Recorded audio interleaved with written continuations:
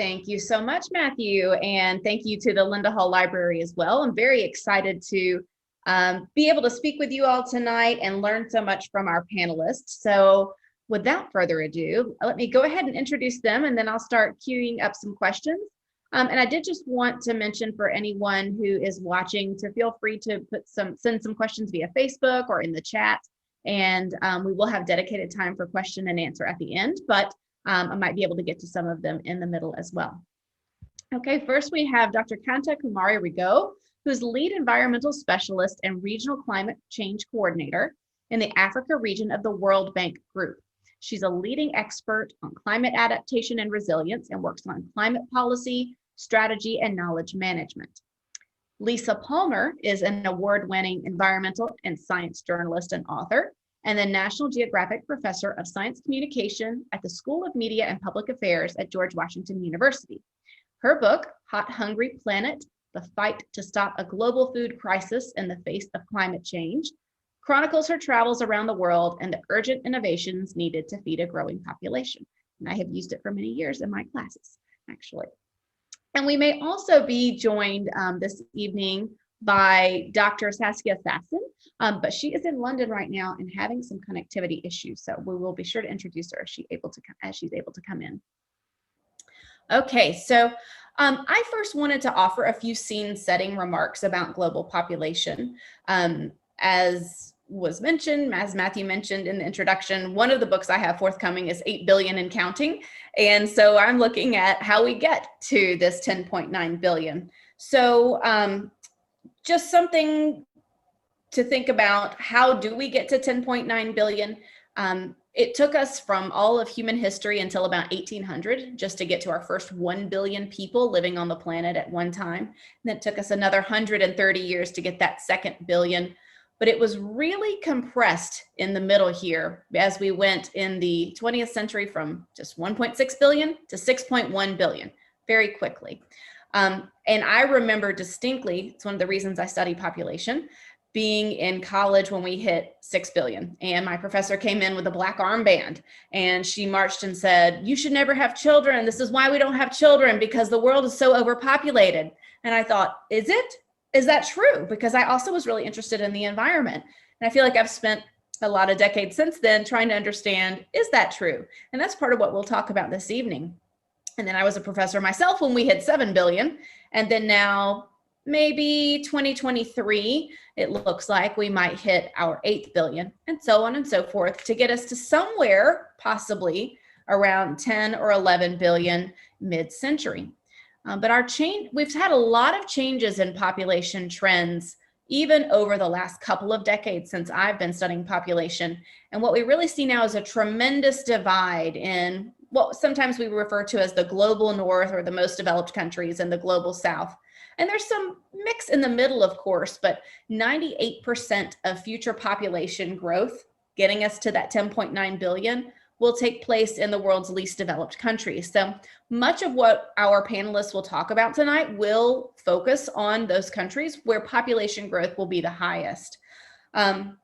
We know that in places like Nigeria, for example, that still have relatively high fertility, the median age is 18. And that's as opposed to the world's oldest country, Japan, where it's 46. So it's really a tremendous difference. Countries like China and India, that together make up a huge part of global population, although their growth rates are slowing, what we see is changing consumption patterns, which is something that we can talk about as well, and how that might contribute to climate change, for example.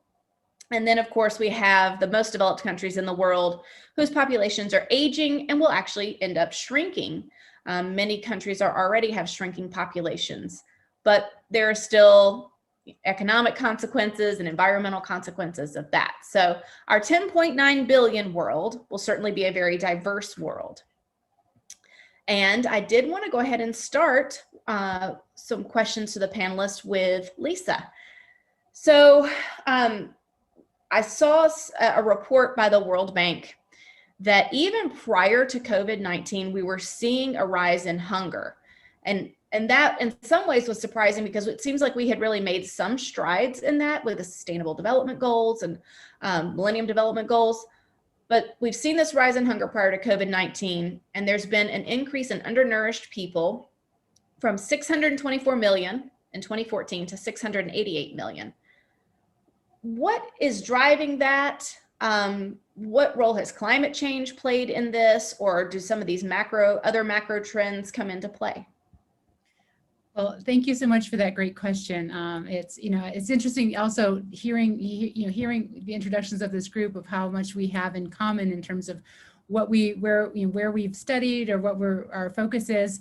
We're all coming at it from very many deep angles. My reporting in the field, my talking to people who are dealing with these issues on a day-to-day basis, and then now kind of looking at what's happened under COVID. So I think what you're talking about with regard to this prevalence of undernourishment is really interesting, because for many agriculturalists, this long-term variability can make it difficult to accept this modern trend of climate change that we know is happening.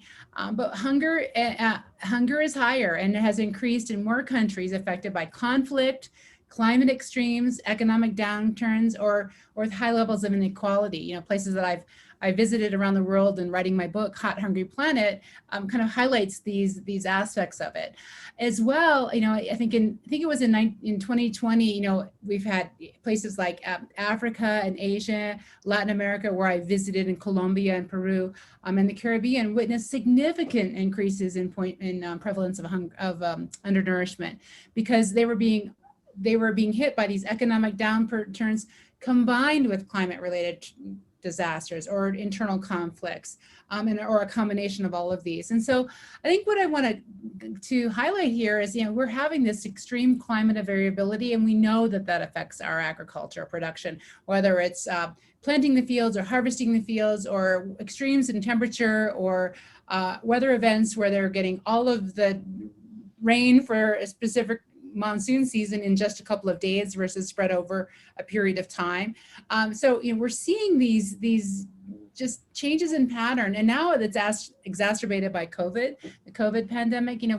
These are major drivers of food insecurity and malnutrition that will continue to increase in both frequency and intensity, and they're occurring more, I guess, frequently because they're in combination.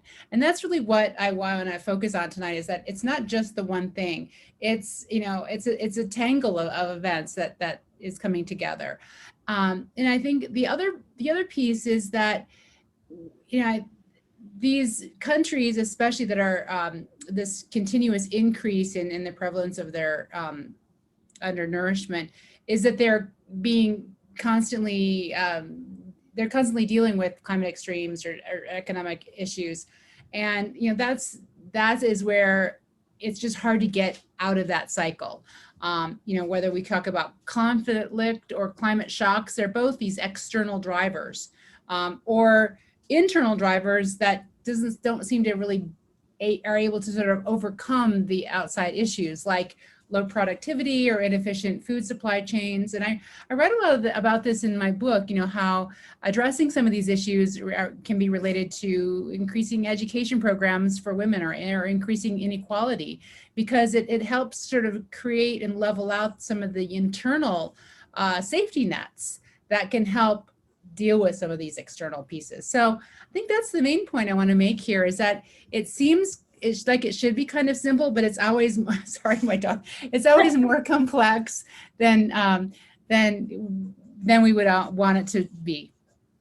With that complexity, just a follow-up, one of the things you didn't mention is population growth. And I think about the countries and regions you talked about. Some of them are having population growth, but some of them are not.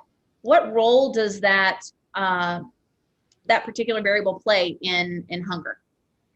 Well, when we have an increasing population, our demographic is not always the ones, say we have an increase in population, but it doesn't mean they're all able to be out there planting fields. We have a number of students or kids who are having to be fed for school, and parents who are needing to take care of the kids. So we have this, as we know, for instance, in some countries in Africa, we have, these bubbles of population where, they're all kind of adult age, needing, have increased food needs, increasing what they want to eat, and it's not necessarily available to them. So that's where we have that food insecurity, as well as, you know, in the younger populations who don't have access to food.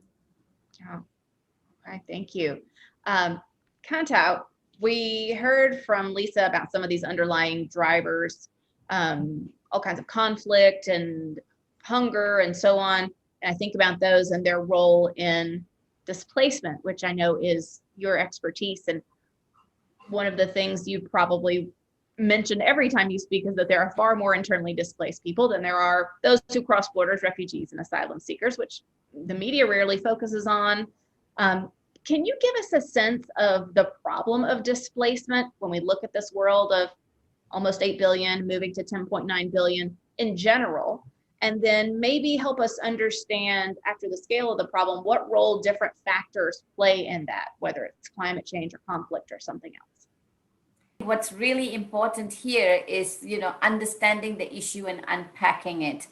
You're right. I think I talk a lot about the issue on climate-induced migration and talk about it in the internal context, internal being within countries. And you rightly said, I think there are more people moving within their countries, 3 to 1, as opposed to those who move cross-border. And in the cross-border context, I think a lot of the mobility that happens within a regional context. And of course, then you have, international borders. And in the context of what you're saying, I think one of the things that we looked at in the World Bank was this whole nexus of climate, migration, and development. And it is really underpinned by some of the things that you were saying. We looked at it not just in what's happening now. I think you're right. The media focuses, and rightfully so, on a lot of individual and sporadic events that are becoming more and more frequent. What we were interested to understand is what is going to happen moving forward. We know a few things. We know the population is going to increase, and you rightfully said that. It's not going to increase equally across the world. For example, in sub-Saharan Africa, where I work, it's going to go from 1 billion in 2020 to 2 billion in 2050. That's within 3 decades. And in many countries, that means almost a doubling of a population with a lot of poverty and a lot of youth. And there's going to be this huge youth bulge. And coupled with the food insecurity that Lisa was talking about in the face of climate change. The other thing we know about is that we are locked into a certain level of warming. I just saw a comment in the question, the chat, that the chances of us as a global community keeping the warming below 2 degrees is becoming more and more of a challenge, and there's a narrowing window of opportunity, which means that some of the climate impacts, even with the best of our actions, are already locked in, and that we can do some things, but there are some things we cannot do. We'll have to adapt to it. And then there is the whole development side of it, of getting people out of poverty and into economic prosperity. So we looked at this triple nexus of climate, migration, and development within what is going to happen within countries.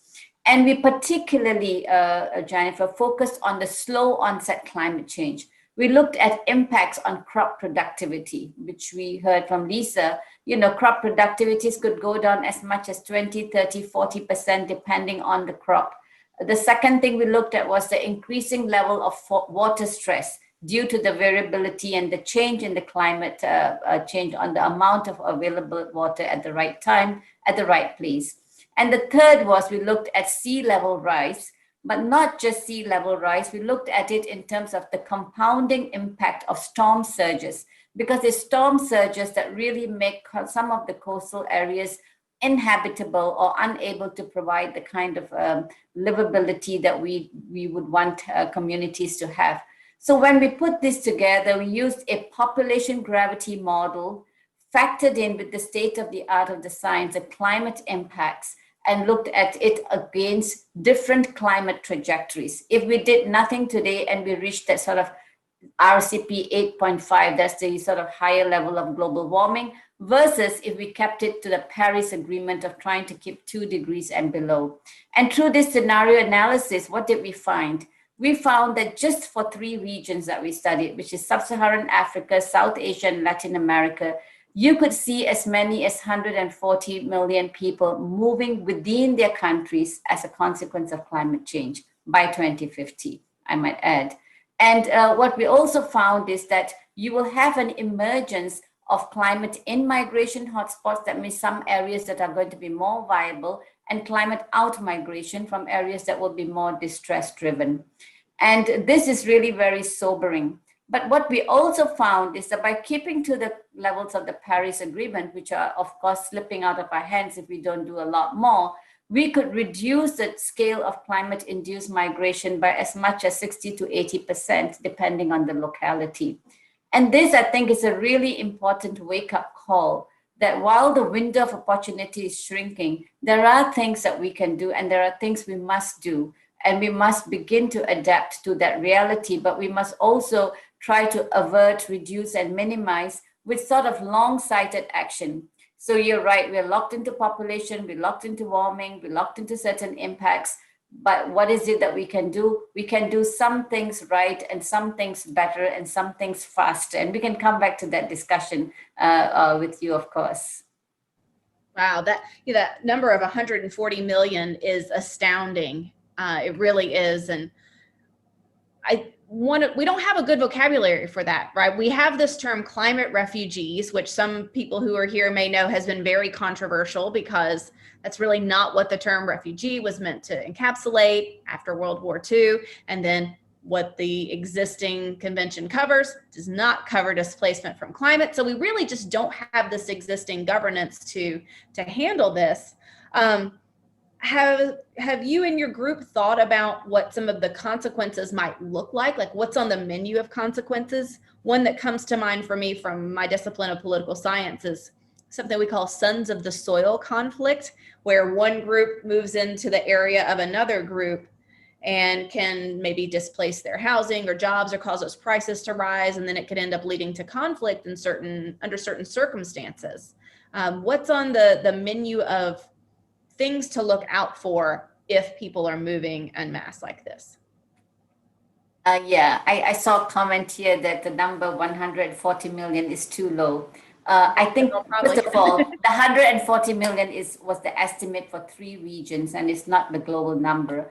We will be putting out a report in September of this year where we've done additional analysis to cover East Asia, North Africa, as well as Eastern Europe and Central Asia, the regions that the World Bank looks at. And we come up with a plausible scenarios for the global figure in the developing world.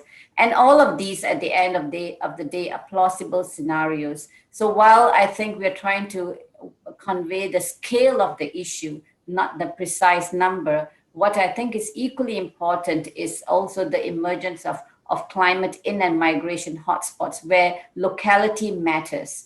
Of the 143 million, I'll come to your question, Jennifer, 85 million are in sub-Saharan Africa. It is the poor who are most disproportionately impacted because of the kind of livelihoods that they have in climate sensitive areas. So in terms of what do we look out for, there are certain factors at play which make certain groups of people more vulnerable. And I'm sure that all of us would agree that there are some pre-existing vulnerabilities that obviously certain poorer communities have, which make them more liable to be in that situation. It's also not the poorest. The poorest do not even have the means to move, and they are called the entrapped people. But within those who move, there's the pre-existing vulnerabilities. It's the people who are engaged in certain climate-sensitive livelihoods. Lisa talked about the agriculture, and within the agriculture is a big domain. You have the pastoralists who have livestock, and the livestock itself is particularly climate sensitive to heat stress. There's all the recent work that's coming out on talk about heat, right? In North America, we've witnessed it.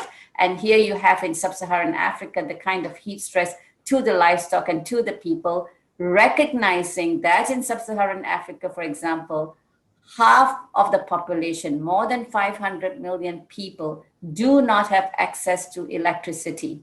They have no mechanism to cool. And when those temperatures are going to come down and not have the cooling, you're going to be, exposed at levels that are quite physiologically dangerous.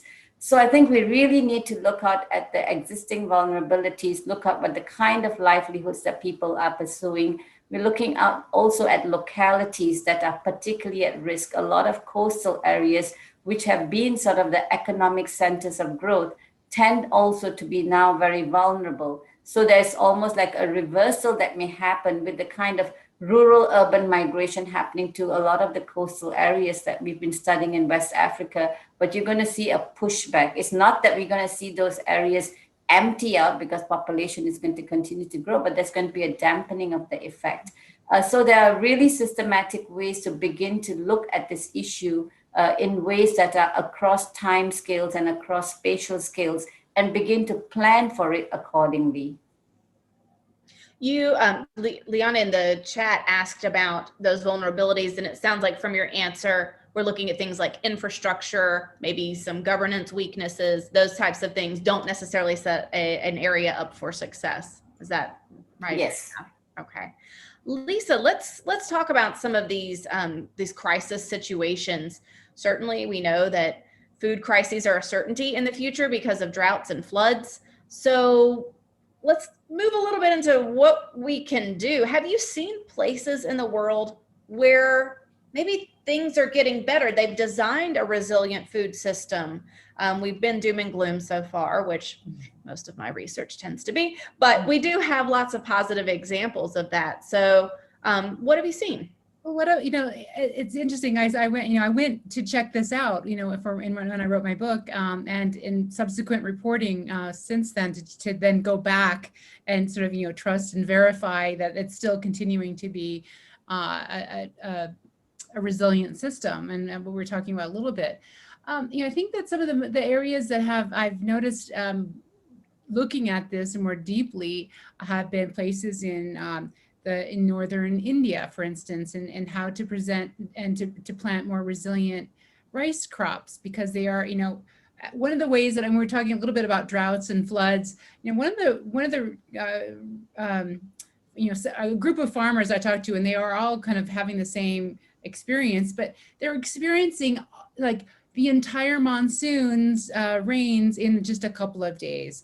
And how do you plan for that? How do you plant differently? How do you decide what to grow? How do you change your potential cropping systems to be able to adjust to that?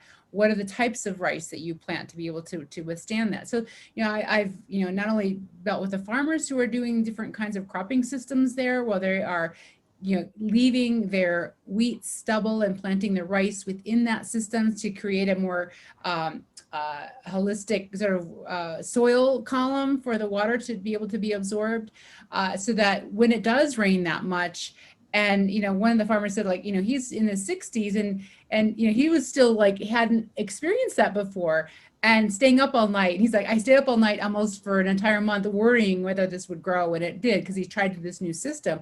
He said, normally I would say that all my plants would be dead by then. So they're trying new systems to be able to be resilient to that. In places, for instance, in the new cropping systems in Colombia, they're doing more silvopastoral grazing, where they do have a history of a lot of cattle ranching on pastoral lands, and so they would do mixed shade grown sort of plantains on some areas, or shade grown coffee, using plantain. But this area was too hot for a coffee crop, so they were switching to a more distributed system with some cattle ranching and other things, but they had to still produce the same amount of income or food on a small plot of land. So how do you do that? They were using lots of different types of forage, using Mexican sunflower, and you having more leguminous shrubbery, so that it's a self-serving system. And so during COVID, especially when they couldn't get feed into a lot of places, they had their own feedstock right there on land. It wasn't just grass-fed. It was using the bushes and shrubs and the leguminous, sunflowers to be able to chop and feed other animals. So they were able to be resilient in a time of stress. So I'm seeing that there are new types of systems that are being used to be. And there's a word coined for this a while back. I'm not sure if it's still being in use, but a climate smart type of activity that's using a more just being able to take the latest science and latest understanding to be more resilient. So I've seen that in those places, but there are other places that I've written about, for instance, like the areas around Lake Chad and where it's they've had just years and years of changing drought patterns, and then a lot more growth in population, and then they have a lot of the conflict with the Boko Haram, and they had thousands, tens and thousands of Nigerians sort of moving into northern Cameroon, and so that was an area where you've got this conflict, and you've got this decrease in food security from what was typically normally a very strong piece of water, a body of water, and they've got the conflict right there. So what can they do? I don't know. There's too much unrest to be able to make a plan in that spot. But for areas where they've got to have good governance and can plan for it and develop these resilient systems, I've seen it work.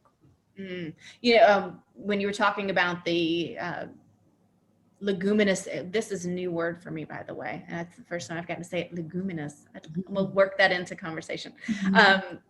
Foraging, there's a question from Jack that I think is relevant to this particular part of the conversation, which is about land and people. And so, you have a plot of land this big, and then there are more people per land, then the land is stressed. And we also have this issue of deforestation. So Jack asked, how can we resolve the conflict between the need for reforestation to reduce warming and the need for arable land as population grows?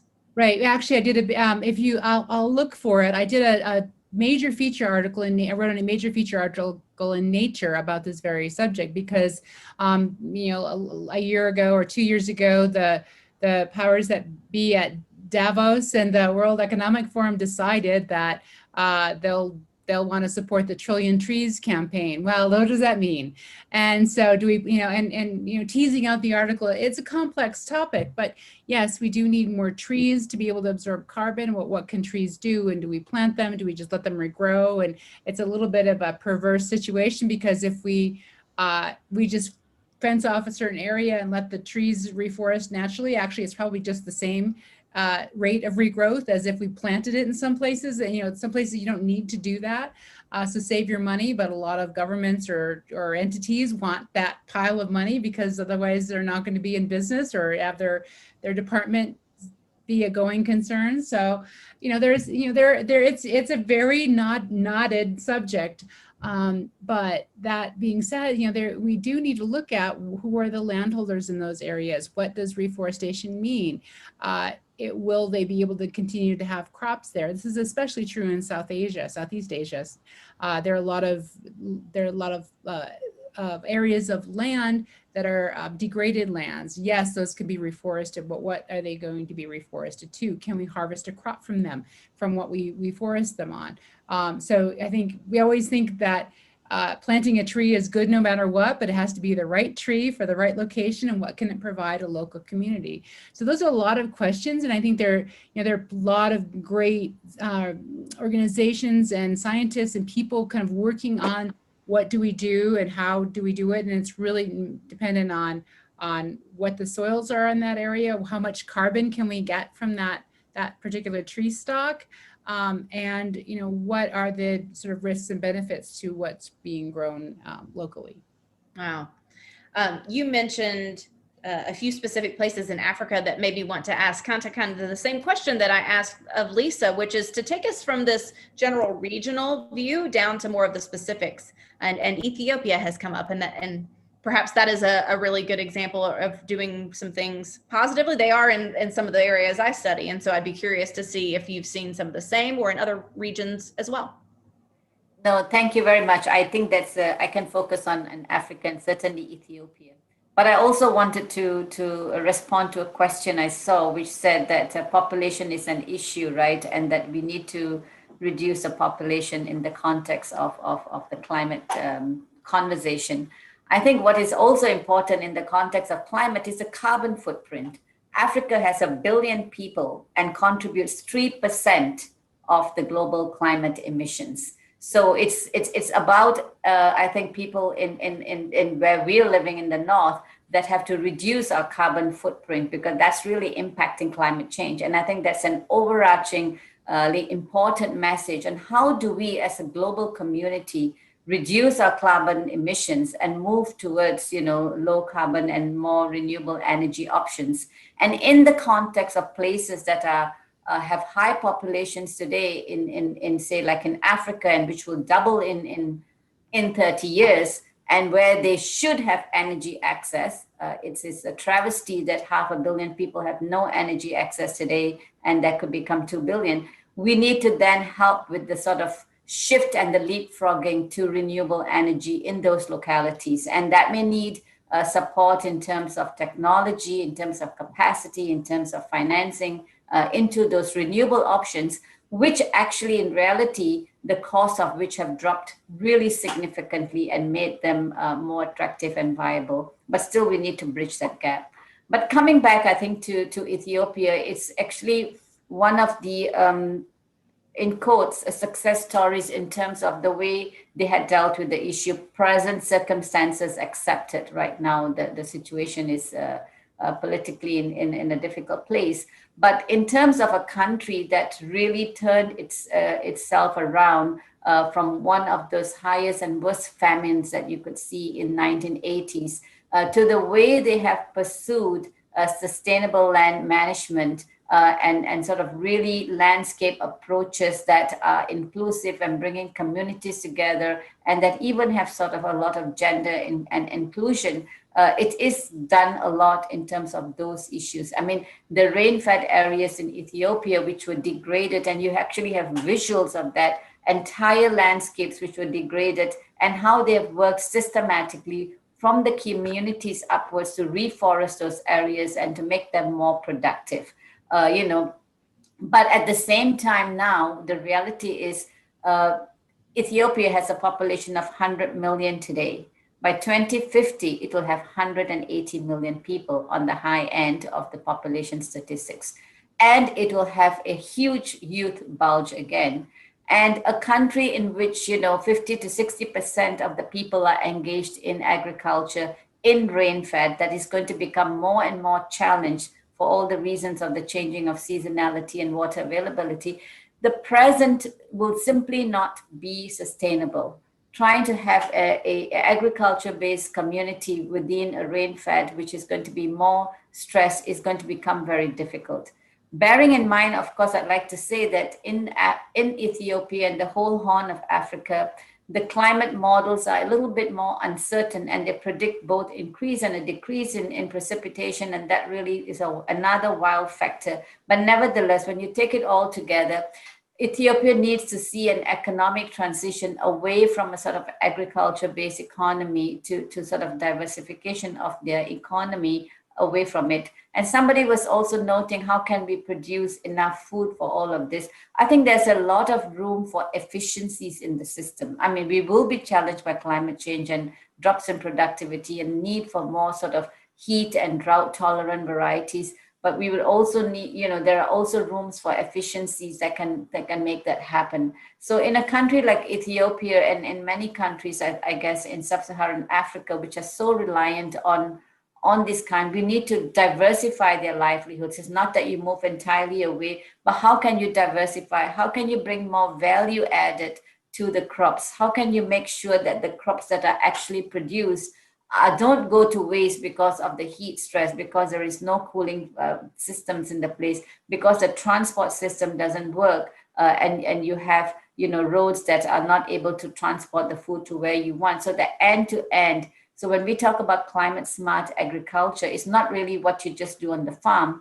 How do we have that end-to-end sustainability of the system to make sure that the food is not just produced, but transported and distributed to the right people at the right time to eat, all in the face, of course, of climate change, which is going to challenge us, right? So no easy solutions, but I think ways to think about it differently. And that, I think, is some of the things that are happening in some parts of not just Africa, but in the world. But it is being tested by the rapid pace at which the climate is changing, and our sort of globally less preparedness for it, right? Mm-hmm. To expand on what you said and address a little bit more the question by Sci in the Q&A and by an anonymous attendee, talking about what really at the heart of it, this overpopulation, does that exist? That might even just be something for us to directly address. But you know, you mentioned consumption, Kanta, and I, along with a colleague several years ago, we published a journal article, and I think it was the European Journal of Population, where we looked just at Germany. And Germany is one of the most aged countries on the planet. Very low fertility, has been low for a long time, and the population is shrinking. And still we found that the consumption and the energy output and the greenhouse gas emissions, particularly we looked at, are increasing in any time that the population is moving to a more populous area. And we kind of looked at this across Europe. And so Europe, being one of the oldest regions on the planet, is still contributing tremendously to greenhouse gas emissions and climate change. And so it's a really complicated issue to talk about overpopulation, because we're not all equal in terms of what we produce. I'm in all kinds of air conditioning and lights and all of these things around me. And so I think it's a good point you made about how different it is around the world. And it's a great question, and it's an important one to talk about. And also this idea about what causes fertility to decline. I pulled up some statistics about sub-Saharan Africa, just to address the question in the chat. And we have seen major differences in population growth as basically health and education improve. For example, South Africa's, so just for the audience, you may already know this, but replacement level fertility is generally around 2 to 2.1 children per woman on average. That replaces the mother and the father. So when we go above that, we're talking about above replacement fertility. If you have a TFR, that's a total fertility rate of 3. Each generation is 50% larger than the preceding one. So 3 is still kind of a lot. And then right now we have some record low fertilities in South Korea, for example, where it's less than 1. So just to give this some context, South Africa has the total fertility rate of just 2.3 right now. Djibouti is 2.5, Botswana 2.7, Eswatini 2.8, Namibia 3.17, Kenya 3.26. So when we say regionally that sub-Saharan Africa has the highest fertility rate in the world, it's driven in some parts by places like Niger, where it's 7 per woman on average. But in a lot of countries in Africa, because of health and education programs and access to family planning and so on, it has really dropped. So that's just something for us to think about as we consider this move to 10.9 billion. It's not really a monolithic view here. Go ahead. No, I just wanted to come back quickly. I totally agree with the general point of view that I think, you know, population is something that clearly one needs to work on. There is no doubt about it. And I think that the education, girls' education and access to school, I think the statistics do show, right, that more educated women, you know, tend to have smaller families, and the same thing in the urban areas. So I think that is definitely a way to, you know, an important part of the focus. So girls' education has become a big priority, and to the extent that one can push it and facilitate it from all angles, I think it's really important, because the case evidence there is very clear how that makes a difference. Then the second part of it, where we are locked, just like we are locked into warming, we're locked in some of these population curves for the near time. What do we do with that sort of demographic transitions? The demographic transitions from rural to urban areas, the youth bulge, how do we mobilize the youth bulge so that we don't see unemployment and, you know, and someone talked about the environmental degradation. How do we begin to create a new genre of jobs? You know, everybody talks about green jobs, you know, but it's become very difficult to unpack how to get to the green jobs, which could be, you know, about investments in renewable energy, more in terms of nature conservation and reforestation. Even during the time of COVID, those became an important area of emphasis for the kind of jobs that we want to create. And I think it's really important to open the door for the right jobs. And then, of course, the population aspect is definitely, I think, an important part to manage, or to better manage. I just want to follow up on what Kanta said, is that regarding, you know, women's empowerment and education. I've been writing about that aspect of climate change and food security since 2015. Obviously others have been doing work on that, but I mean, it really caught my attention when I went into the field and I talked to people and I saw what their access was. And it was really an interesting, I've seen sort of it being examined from so many different aspects, where, one being, especially where, well, there are some countries in India specifically where women do not have a big voice of what's planned and worked on in the farm. But when when given the tools, they actually find out that they have a lot more of a choice of what's being done on the landscape there, what types of crops are being planted, what is available to them, what are their decisions.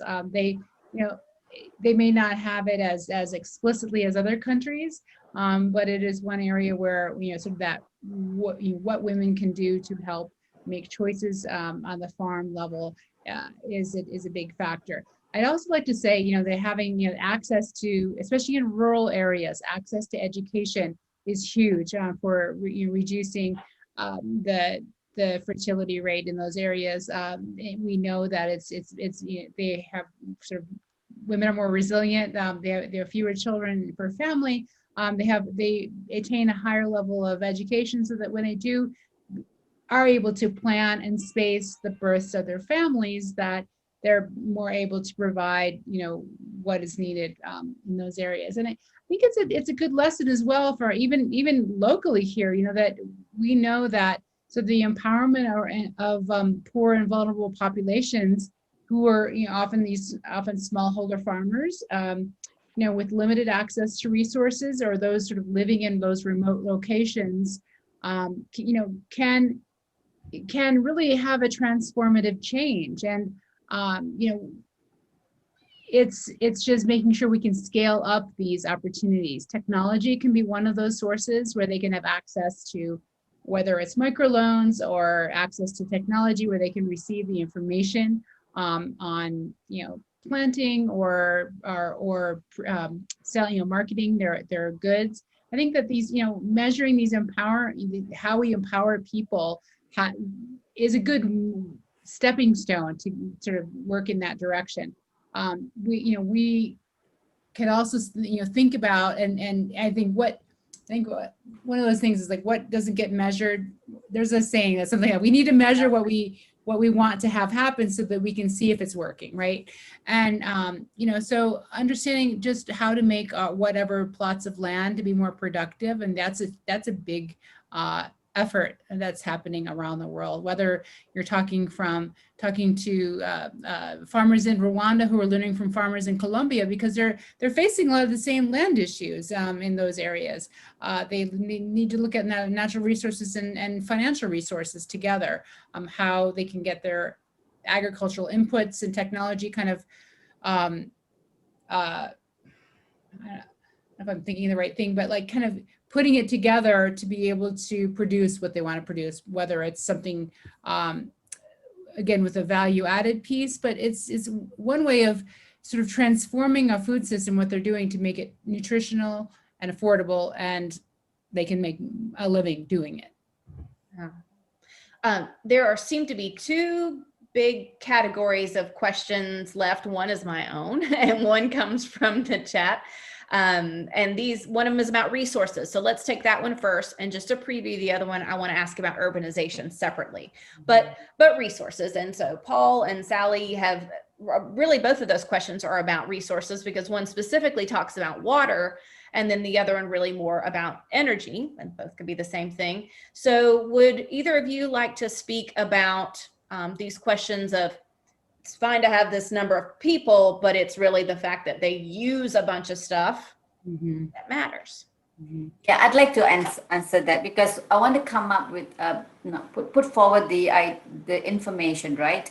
And I always come back to Africa, so excuse my examples. But in Africa, 90% of the households use biomass for cooking. 90%, and that means that they use wood, and they get to destroy the resources. And when you're getting wood and destroying the forest, you're also disrupting the water cycle and the water balance and the retention capabilities of the forest. And that's even more important in the face of climate change, when you're going to have extreme events. And sometimes when the forest is intact, it's able to store the water better and release it at the time of the drought.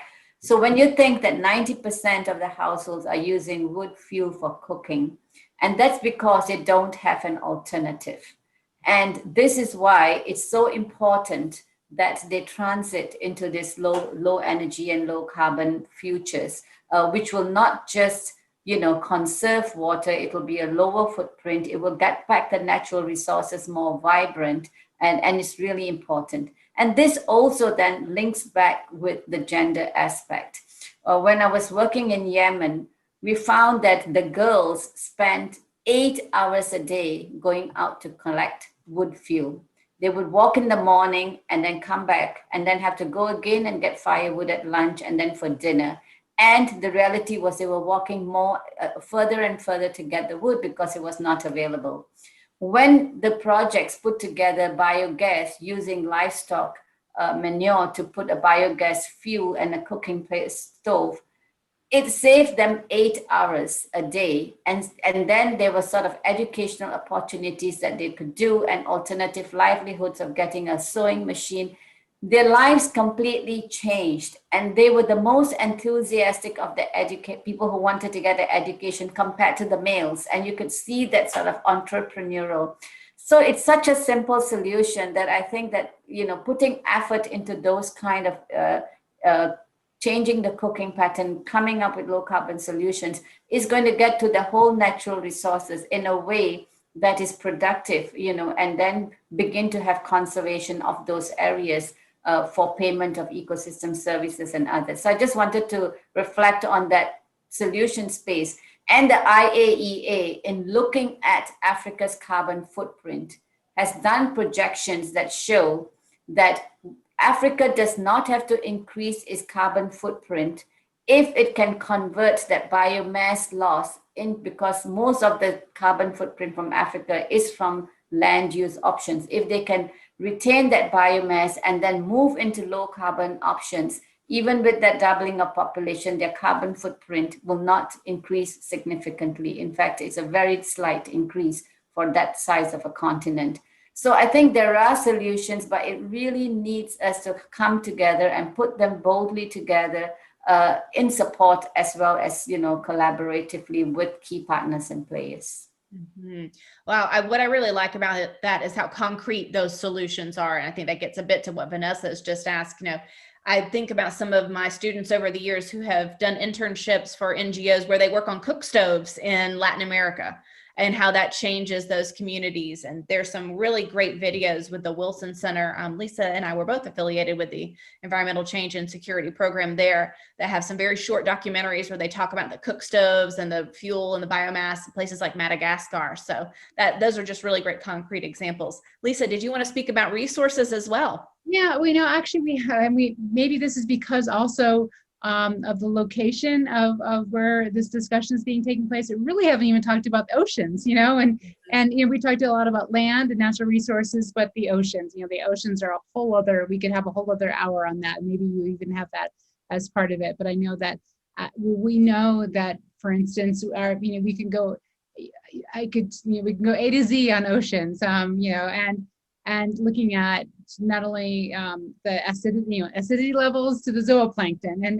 everything in between that's happening.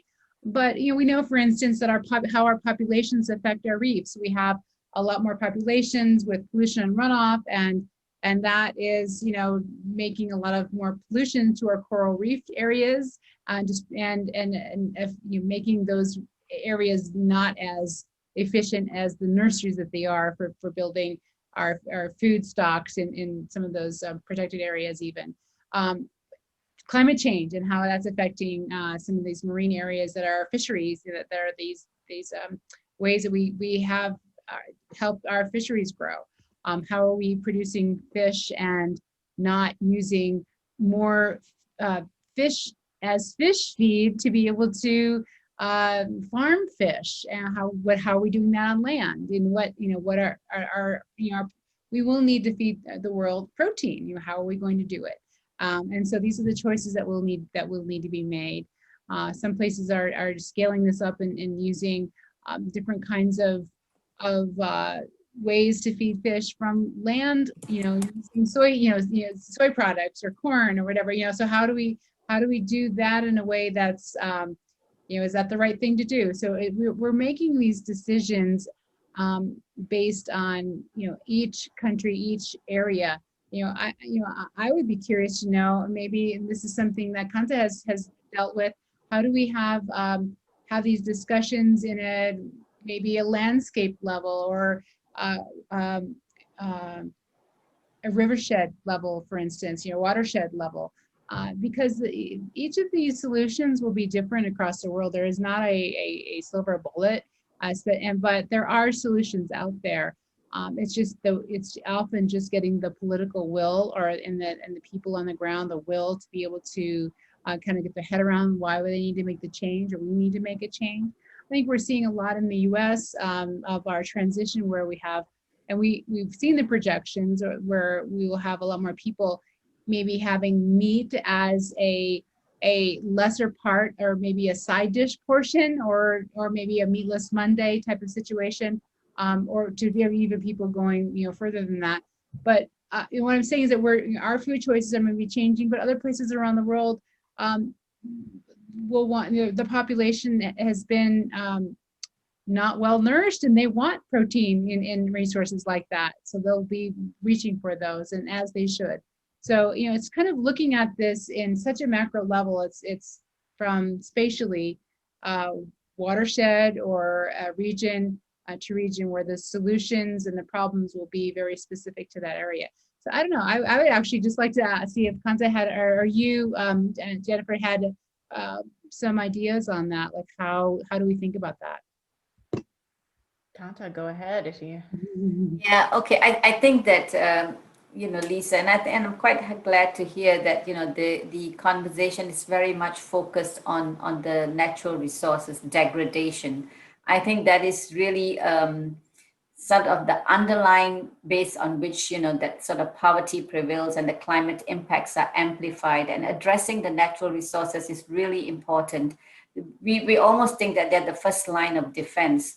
So at least at the World Bank, I think that this whole issue of natural capital and the importance of landscape approaches has been very much elevated in the recent years. So I mentioned the project in Ethiopia. We have a huge landscape project in Malawi, similarly in Uganda and Nigeria. We talked about there's a new map project that looks at things, as you, Lisa, said, at the landscape level, at the watershed level, working right up from the sort of catchment areas and containing the gully erosion, and recognizing the extreme events and the floods can really exacerbate that. So how do you strengthen those right down to the livelihoods? That's not to say that all the climate impacts are going to go away, but having a strong foundational, resiliency of the natural ecosystem is almost the first line of defense. As I mentioned, it's also what has productive, assets that come about and jobs. So there is a very strong focus, I think a revival, if I might say in quotes, on this kind of landscape approaches, but then trying to also, somebody mentioned earlier about the Colombia Agropastoral Project, and then in Costa Rica, you had this payment of environmental services. How can we bring that into being? But one thing I want to remember to say is that we need strong policy frameworks in countries, and Jennifer, you touched on the governance aspect. So that is one area that I think is a really important focus, because we need to make sure that the policy frameworks are strong. And the reason this is getting attention now is every time there are floods, you talked about Nigeria a little bit, there was 500,000 people displaced from floods last year, and that has an impact on sort of the whole economy. So what we are arguing is how extreme events can really destabilize the macro fiscal context in countries. And suddenly now you have ministers of finance realizing climate is not just an environmental issue. It's an important issue for the strength of their macro economy. And so we are able now to think about what are the stronger policy frameworks, what are some of the tax incentives to make sure, therefore, that landscapes are better managed, or that we try to reduce, carbon footprint and try to move towards more green jobs. So the policy can really sort of impact things at scale, whereas a project might be just a project. So moving towards a policy conversation and dialogue and shifting policies and increasing that sort of governance capacities is really important for us now as a community and as a globally too. Okay, we are almost out of time. Could you perhaps each in 60 seconds or less tell us the relevance of urbanization to the topic here? Lisa, go for it. So, okay, urbanization. Well, I think I did want to touch on one of the other points, so I'm going to go off of that for just a second. But the relevance of urbanization, you know, we know that our urban centers are growing, but we also know, we can't forget, our rural centers are going to still be growing as well. And I think that one of the things, it's not just everybody's moving to the cities, we still will have this other piece. So having a resilient urban system is crucial, as we know in other parts of the world where we had a lot of farmers moving to cities, and then there was a lot of unrest because there's not a lot of economic activity, there's not enough education, there's not enough jobs. That's when we can see the conflict, and then add climate change onto that. So we've got the rural areas and had drought and floods and access to water issues. It's kind of going back right to where I'm talking about at the beginning, where we have this accelerating effect with, we've got climate change is just one more thing with these other disruptors. So, you know, looking for how do we make this a more resilient system. And often, you know, what I've seen in the US especially, we've got these, we have, you know, really sound, good economic based decisions that make sense not only for the people and food system, but also for nature. And so, you know, finding those that everybody can get around will be really the critical piece. Okay. Yeah, I think urbanization in two parts. One is cities that are already there that have to think about how they want to make themselves green and ready for the next, you know, set of the way we live. But in other places, and I go back to Africa, my favorite, 2/3 of the cities are yet to be built. And how can we have a whole new prototype of a city is, I think, where there's a lot of focus. We don't have to, you know, create the mistakes of the past, but really have cities that can work in a way that is, you know, low carbon, resilient, productive, and create the kind of jobs for vibrant centers and the large numbers of youth bulge that you're going to see. So I think that's really important. I think we need to put our heads together, but there are lots of good ideas on those. Mm-hmm. Yeah, wonderful. Well, thank you so much, Lisa and Kanta. I'm sure you can find most of us on the web. I'm on Twitter at Prof. Sciubba. I know Lisa's on there as well. And please do check us out there. And now I actually would like to hand it over to Eric Ward, who is Vice President for Public Programs at Linda Hall. Thank you, everyone. Well, and thank you, Jennifer, and thank you, Kanta and Lisa. What a fascinating discussion. I think we could have gone on for a couple more hours. We'll have to do this again sometime soon. So thank you, everyone, and have a great rest of your evening.